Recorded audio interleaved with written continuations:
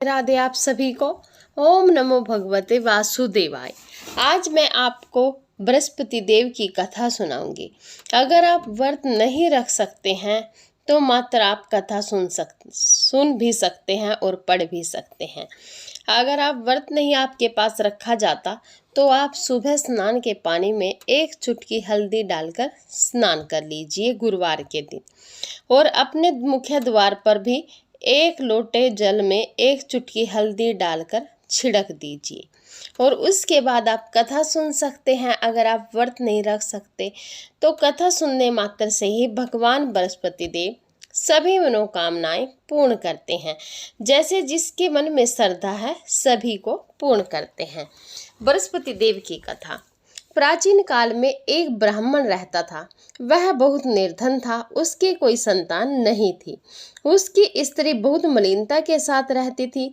वह स्नान न करती, किसी देवता का पूजन न करती। इससे ब्राह्मण देवता बड़े दुखी थे। बेचारे बहुत कुछ कहते थे किंतु उसका कुछ परिणाम न निकला। भगवान की कृपा से ब्राह्मण की स्त्री के कन्या रूपी रतन पैदा हुआ। कन्या बड़ी होने पर प्रातः स्नान करके विष्णु भगवान का जाप व बृहस्पतिवार का व्रत करने लगी। अपने पूजन पाठ को समाप्त करके विद्यालय जाती तो अपनी मुट्ठी में जौ भर के ले जाती और पाठशाला के मार्ग में डालती जाती। तब ये जो शरण के हो जाते, लौटते समय उनको बीन कर घर को ले आती थी। एक दिन वह बालिका सूप में उस सोने के जौ को फटक कर साफ कर रही थी कि उसके पिता ने देख लिया और कहा, हे बेटी, सोने के जौ के लिए सोने का सूप होना चाहिए। दूसरे दिन बृहस्पतिवार था। इस कन्या ने व्रत रखा और बृहस्पति देव से प्रार्थना करके कहा, मैंने आपकी पूजा सच्चे मन से की हो तो मेरे लिए सोने का सूप दे दो। बृहस्पति देव ने उसकी प्रार्थना स्वीकार कर ली। रोजाना की तरह वह कन्या जौ फैलाती हुई जाने लगी। जब लौटकर जौ बीन रही थी तो बृहस्पति देव की कृपा से उसे सोने का सूप मिला। उसे वह घर ले आई और उसमें जौ साफ करने लगी, परंतु उसकी माँ का वही ढंग रहा। एक दिन की बात है कि वह कन्या सोने के सूप में जौ साफ कर रही थी। उस समय उस शहर का राजपुत्र वहां से होकर निकला।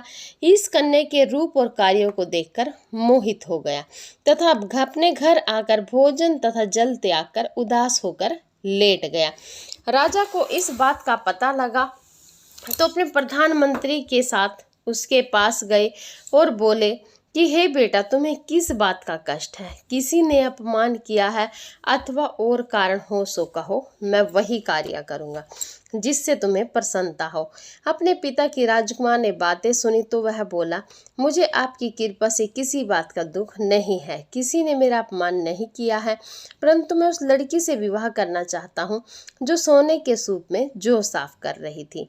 यह सुनकर राजा आश्चर्य में पड़ गया और बोला, हे बेटा, इस तरह की कन्या का पता तुम ही लगाओ, मैं उसके साथ तेरा विवाह अवश्य ही करवा दूंगा। राजकुमार ने उस लड़की के घर का पता बतलाया। तब मंत्री उस लड़की के घर गए और ब्राह्मण देवता को सभी हाल बतलाया। ब्राह्मण देवता राजकुमार के साथ अपनी कन्या का विवाह करने के लिए तैयार हो गए तथा विधि विधान के अनुसार ब्राह्मण की कन्या का विवाह राजकुमार के साथ हो गया। कन्या के घर से जाते ही पहले की भांति उस ब्राह्मण देवता के घर में गरीबी का निवास हो गया। अब भोजन के लिए अन्न भी बड़ी मुश्किल से मिलता था। एक दिन दुखी होकर ब्राह्मण देवता अपनी पुत्री के पास गए। बेटी ने पिता की दुखी अवस्था को देखा और अपनी माँ का हाल पूछा। तब ब्राह्मण ने सभी हाल कहा। कन्या ने बहुत सा धन देकर अपने पिता को विदा कर दिया। इस तरह ब्राह्मण का कुछ समय सुखपूर्वक व्यतीत हुआ।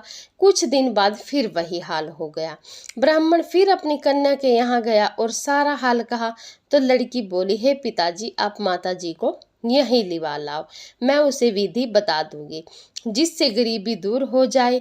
वह ब्राह्मण देवता अपनी स्त्री को साथ लेकर पहुंचे तो अपनी माँ को समझाने लगी, हे माँ, तुम प्रातः काल प्रथम स्नान आदि करके विष्णु भगवान का पूजन करो तो सब दरिद्रता दूर हो जाएगी।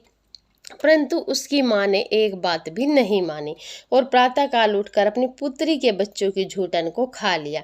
इससे उसकी पुत्री को बहुत गुस्सा आया और एक रात को कोठरी से सभी सामान निकाल दिया और अपनी माँ को उसमें बंद कर दिया।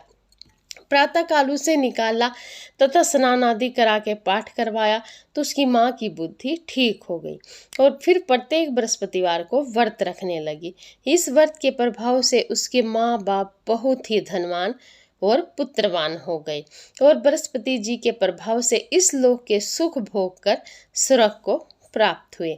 बोलो विष्णु भगवान की जय, बोलो बृहस्पति देव भगवान की जय हो। भगवान सभी की मनोकामना पूर्ण करना, कहते सुनते हुंकारा भरते सभी की मनोकामनाएं पूर्ण करना। आपको वीडियो अच्छी लगी हो प्लीज़ एक लाइक जरूर कर दीजिएगा और चैनल को सब्सक्राइब करना बिल्कुल भी मत भूलिएगा।